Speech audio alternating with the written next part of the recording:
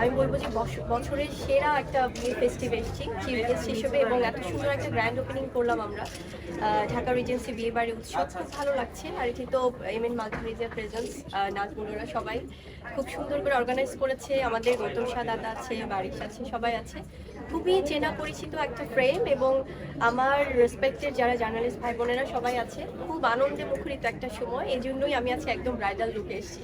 বউ সাজতে কেমন লাগছে বা বউ সেজে কেমন ভালো লাগছে? লাগে আসলে, কারণ বরাবরই তো খুব এক্সক্লুসিভ ফটোশুট করা হয়, আর এই ধরনের গ্র্যান্ড ওপেনিং এ যখন ব্রাইডাল লুকে আসি খুব সুইট একটা ফিলিং কাজ করে। খুব ভালো লাগছে। আপু, আপনি তো বিভিন্ন সময় বিভিন্ন কারণে ফটোশুট করা হয় এরকম ব্রাইড সাজে, আপনার নিজের যেদিন প্রথম আপনি বউ সেজেছিলেন নিজের বিয়ের জন্য, সেই অনুভূতিটা একটা সেটা খুব সিম্পল ছিল আসলে। শাড়ি পরেছিলাম, এবং যেহেতু আমরা মিডিয়া পার্সন, সো কিছু সিক্রেট ব্যাপার থাকে, সো সেখানে খুব ধুমধাম করে অনুষ্ঠান হয়নি, যদিও খুব ঘরোয়াভাবে হয়েছিল, বাট খুব সিম্পল সাজে সেজেছিলাম একদম মনের মতো, যেটা কিনা আমার নিজের পছন্দ, খুব ন্যাচারাল।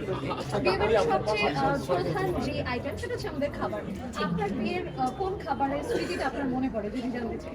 বিয়ের আমি যেহেতু আমার নিজের বিয়েতে তো সব ব্যক্তি পছন্দগুলোই আসলে প্রায়োরিটি পেয়েছিল, সো আমার এবং আমার পর সবারই পছন্দ খুব ফিশ এবং ভেজিটেবল, সো সেগুলো ছিল। আর রিচ ফুড তো বরাবরই আমরা একটু অ্যাভয়েড করি, বাট তারপরও তো ছিল। সেই দিন চিট খাওয়া ছিল, বিয়ের দিন সবাই চিট করেছিলাম। বিয়ে বাড়িতে ঢোকার পরে সবার আগে মনোযোগ থাকে খাবারের দিকে, যে কি হচ্ছে খাবার।